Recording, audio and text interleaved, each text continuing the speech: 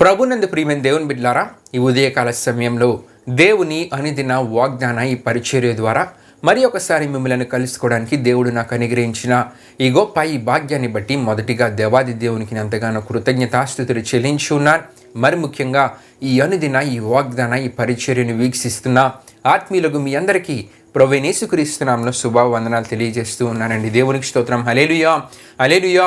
ప్రియమైన దేవుని బిడ్డలారా, ఈ ఉదయకాల సమయంలో దేవుడు మీకు ఇచ్చిన వాగ్దాన వాక్య భాగము యెషయా గ్రంథము 66వ అధ్యాయము 13వ వచనమే అన్నది. ఆ వాగ్దాన వాక్య భాగాన్ని మీ కొరకు నేను చదువుచూ ఉన్నాను. ప్రార్థనాపూర్వకంగా ఆలకించవలసిందిగా ప్రభువైన యేసుక్రీస్తు నామములో అందరినీ కోరుచున్నానండి. యెషయా గ్రంథము 66వ అధ్యాయము 13వ వచనంలో ఈ విధంగా రాయబడి ఉన్నది.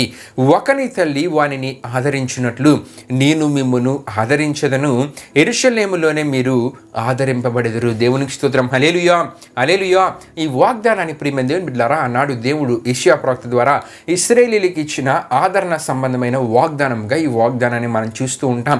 వాగ్దానములో ఆశీర్వాదానికి సంబంధించిన వాగ్దానాలు ఉంటూ ఉంటాయి, భవిష్యత్తులో నెరవేర్చబడబోయే వాగ్దానాలు ఉంటూ ఉంటాయి. అదేవిధంగా ఆదరణకు సంబంధించిన కొన్ని వాగ్దానాలు కూడా దేవుని వాక్యంలో మనకి కనబడుతూ ఉంటాయి.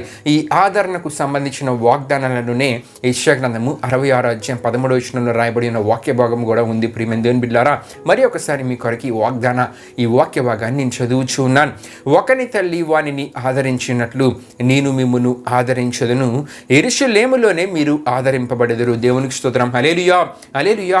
అయితే ప్రియమైన దేవుని బిడ్డలారా, ఈ వాగ్దానాన్ని మనం ధ్యానం చేసుకునే ముందు యెషయా గ్రంథము 66వ అధ్యాయంలో రాయబడిన ప్రాముఖ్యమైన విషయాల్ని క్లుప్తంగా ఈ సందర్భంలో మీకు తెలియజేయాలని ఆశపడుచున్నానండి. యెషయా గ్రంథము 66వ అధ్యాయము మనం చదువుతున్నప్పుడు ఏ విషయాలు మనకు తెలియజేయబడుతూ ఉంటాయంటే, దేవుడు ఒక మనిషిని ఏ విధంగా ఉండాలని కోరుకుంటున్నారనే విషయాలు ఈ అధ్యాయంలో మనకి కనబడుతూ ఉంటాయి. ఏ విధంగా ఉండాలని దేవుడు కోరుకుంటూ ఉన్నారంటే, దీనుడిగా ఉండాలని దేవుడు కోరుకుంటూ ఉన్నారు, నలిగిన హృదయం కలిగి ఉండాలని దేవుడు కోరుకుంటూ ఉన్నారు, దేవుని మాటకు ప్రాముఖ్యతను ఇవ్వాలని దేవుడు కోరుకుంటూ ఉన్నారు. అంతేకాకుండా దేవుడు అంటే భయము వానిలో ఉండాలని దేవుడు కోరుకుంటూ ఉన్నారు. దేవునికి స్తోత్రం. హల్లెలూయా, హల్లెలూయా. ఇటువంటి జీవిత విధానాన్ని కలిగి ఉన్నప్పుడే ఈ వాగ్దాన ఆశీర్వాదాన్ని వారి జీవితంలో వారు పొందుకోగలరు.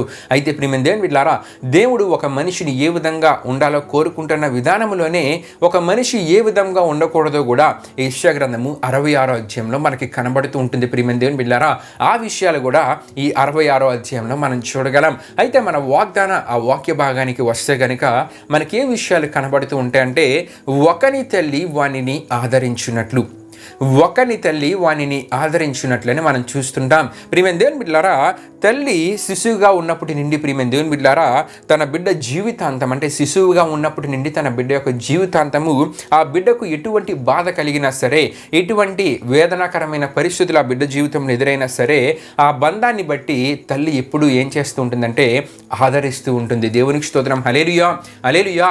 ఆదరిస్తూ ఉంటుంది. ఎటువంటి బాధ కలిగినా సరే, ఎటువంటి దుఃఖము కలిగినా సరే. చిన్నప్పుడు మనం చూస్తుంటాం, చిన్నప్పుడు శిశువులు మనకి కనబడుతూ ఉంటారు. ఏడుస్తూ ఉన్నప్పుడు తల్లి వచ్చి ఆ తల్లి మాట్లాడుతున్నప్పుడు ఆ స్వరాన్ని వినగానే ఆ శిశువు ఏడవడం ఆపివేస్తాడు. ప్రియమైన దేవుని బిడ్డలారా, అంటే తల్లికి తన యొక్క బిడ్డలకి అటువంటి మంచి సంబంధం అనేది ఉంటూ ఉంటుంది. అదే విధానంలో జీవితాంతము తన పిల్లలకు ఎటువంటి బాధ కలిగినా సరే విని వెంటనే వారిని ఆదరించే మాటలు తల్లి వారికి తెలియజేస్తూ వారిని ఆదరిస్తూ ఉంటుంది. ఈ విధంగా తల్లి చెప్పే మాటలు వింటున్నప్పుడు తన బిడ్డలలో ఏం కలుగుతుందంటే ఒక ధైర్యము కలుగుతూ ఉంది, ఒక నమ్మకము కలుగుతూ ఉంటుంది, తనలో ఉన్న బాధ పోతూ ఉంటుంది. ప్రియమైన దేవుని బిడ్డలారా, దేవునికి స్తోత్రం. హల్లెలూయా, హల్లెలూయా. ఈ విధంగానే దేవుడు ఇక్కడ నాడు ఇశ్రాయేలు వారితో యెషయా ప్రవక్త ద్వారా ఏ విషయాన్ని తెలియజేస్తూ ఉన్నారంటే, ప్రియమైన దేవుని బిడ్డలారా, అటువంటి ప్రేమను తల్లి ఎలాగైతే తన పిల్లల ఎడల ప్రేమ చూపిస్తూ వారిని ఆదరిస్తూ ఉంటారో, అటువంటి ప్రేమను నేను మీ ఎడల చూపించి ఆ ప్రేమ నుండి వచ్చే ఆదరణను మీ ఎడల చూపిస్తానని దేవుడు ఇశ్రాయేలీయులకు యెషయా ప్రవక్త ద్వారా తెలియజేస్తున్నట్లు ఈ వాగ్దానంలో మనం చూస్తూ ఉన్నాం. దేవునికి స్తోత్రం. హల్లెలూయా, హల్లెలూయా. దేవుడు ఆదరిస్తానంటూ ఉన్నారు. దేవుడు కోరే జీవిత విధానాన్ని ఇక్కడ యెషయా గ్రంథం 66వ అధ్యాయంలో మనం చూసాం కదండి. అటువంటి జీవిత విధానాన్ని కలిగి జీవించినప్పుడు, దీనుడిగా జీవిస్తూ నలిగిన హృదయం కలిగి దేవుని మాట వింటూ, దేవుని మాటకు ప్రాముఖ్యతనిస్తూ, దేవుని మాటకు ప్రాముఖ్యతనిచ్చి దేవుడు అంటే భయం కలిగి గొప్ప పవిత్రమైన పరిశుద్ధమైన జీవితాన్ని కలిగి జీవించినప్పుడు దేవుడు తల్లి ఎలాగైతే తన పిల్లలను ఆదరిస్తూ ఉందో అదే విధానంలో మిమ్మలను ఆదరిస్తానని ఈ వాగ్దానం ద్వారా మాట్లాడుతూ ఉన్నారండి. దేవునికి స్తోత్రం. స్తోత్రం. హల్లెలూయా, హల్లెలూయా. ఆదరణ కలుగు చేసే దేవుడు. నిజమే, చాలామందిని మనం చూస్తూ ఉంటాం. ఈ భూ సంబంధమైన బాధలు చాలామంది జీవితాల్లో వారు ఎదుర్కొంటూ ఉంటారు. ఎటువంటి బాధలు అంటే కొన్ని సందర్భాల్లో ఒంటరి వారు అయిపోతూ ఉంటారు. కొన్ని సందర్భాల్లో వారు ఏ తప్పు చేయకపోయినా సరే నిందలు అనుభవించవలసిన పరిస్థితులు ఎదురవుతూ ఉంటాయి. అంతేకాకుండా అవమానం అనేది చాలామంది ఎదుర్కొంటూ ఉంటారు. కొంతమంది చాలామందిని చిన్న చూపు చూస్తూ వారిని బాధ పెట్టేవారుగా ఉంటూ ఉంటారు. వీటి వల్ల ఏం కలుగుతుందంటే ఒక మనిషిలో బాధ అనేది కలుగుతూ ఉంటుంది, ఒంటరితనం అనేది ఏర్పడుతూ ఉంటుంది. నిందలు అవమానము తట్టుకోలేక చాలామంది పూర్తిగా డిప్రెస్డ్ స్టేజ్కి వెళ్ళిపోయిన వారు ఎంతోమంది మనకి కనబడుతూ ఉంటారు. అయితే దేవుడు ఏమంటూ ఉన్నారంటే అటువంటి సమయాల్లో ఆ మనిషిని ఆదరించేవారు కూడా తక్కువగా ఉంటూ ఉంటారు. కానీ దేవుడు ఏమంటూ ఉన్నారంటే, ప్రియమైన దేవుని బిడ్డలారా, నేను మిమ్మలను ఆదరిస్తాను, ఒకని తల్లి వానిని ఆదరించినట్లు నేను మిమ్మల్ని ఆదరిస్తానని దేవుడు ఒక గొప్ప ఆదరణ సంబంధమైన వాగ్దానాన్ని యెషయా ప్రవక్త ద్వారా నాడు ఇశ్రాయేలుకి తెలియజేసిన విధానంగానే ఈ దినాన్ని దేవుడు మనతో మాట్లాడుతూ ఉన్నారండి. దేవునికి స్తోత్రం. హల్లెలూయా, హల్లెలూయా. ఒకని తల్లి ఆదరించినట్లు మీకు కలిగే నిందలలో, అవమానంలో, ఒంటరితనం అనేది మీకు కలిగినప్పుడు, భూ సంబంధమైన బాధకరమైన పరిస్థితులు మీ జీవితంలో కలిగినప్పుడు మిమ్మల్ని ఆదరిస్తానని చెప్పి దేవుడు అంటూ ఉన్నారు. ఆయన ఆదరించి మనలో ధైర్యాన్ని నింపే దేవుడు, మనలో మరలా నమ్మకాన్ని కలుగు చేసే దేవుడు. ప్రియమైన దేవుని బిడ్డలారా, అంతేకాకుండా ఇంకొంతమంది గురించి మనం ఆలోచిస్తున్నప్పుడు కొన్ని పరిస్థితుల నడుమ ప్రియమైన దేవుని బిడ్డలారా చాలామంది వారి జీవితాలలో తల్లులను కోల్పోయిన వారిని మనం చూస్తూ ఉంటాం.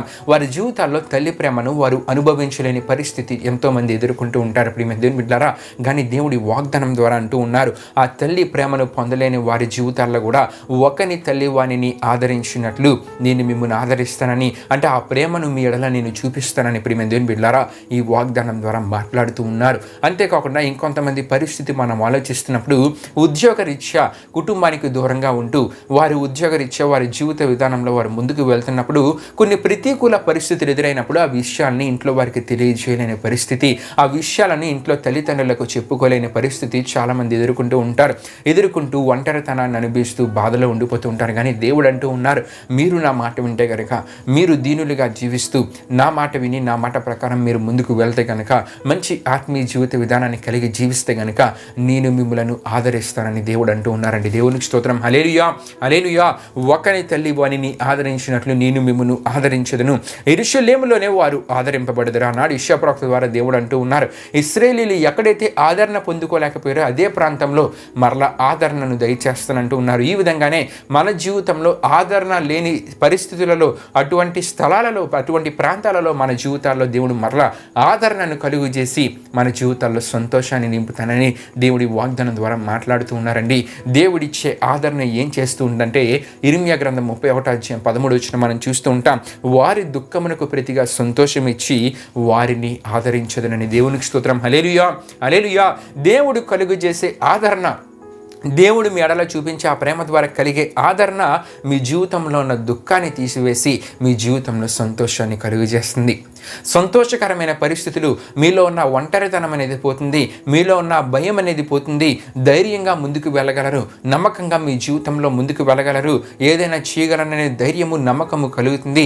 సంతోషంగా మీలో ఉన్న దుఃఖకరమైన పరిస్థితులన్నీ పోయి దేవుడు కలుగు చేసే ఆదరణ ద్వారా పూర్తి సంతోషము మీ జీవితంలో కలుగుతుందండి. దేవునికి స్తోత్రం. హల్లెలూయా, హల్లెలూయా. కాబట్టి ప్రియమైన దేవుని ద్వారా దేవుడు మన నుండి కోరే ఆత్మీయ జీవితాన్ని కలిగినప్పుడు ఒక తల్లి తన బిడ్డను ఆదరించినట్లు నేను మిమ్మల్ని ఆదరిస్తానని దేవుడు అంటూ ఉన్నారు.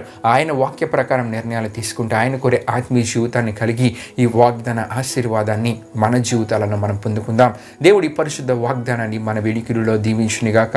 ఆమేన్. ప్రియమైన దేవుని బిడ్డలారా, ఈ వాగ్దాన కార్యక్రమాన్ని ముగింపు ప్రార్థనతో మనం ముగించుకుందాం. అందరూ కళ్ళు మూసుకొని తలలు ఉంచుకొని ప్రార్థనలో నాతో పాటు ఏకీభవించవలసిందిగా ప్రభువైన యేసుక్రీస్తు నామములో అందరినీ కోరుచున్నానండి. ప్రార్థన చేసుకుందాం.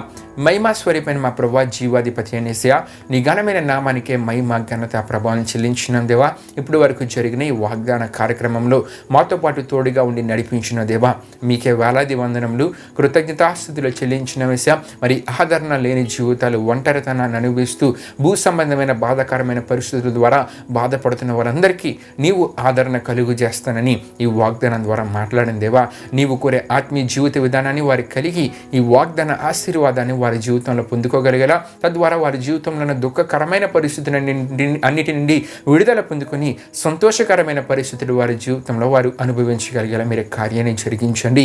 ఈ వాగ్దానాన్ని విన్న ప్రతి ఒక్కరిని మీరు దీవించండి, ఆశీర్వదించండి.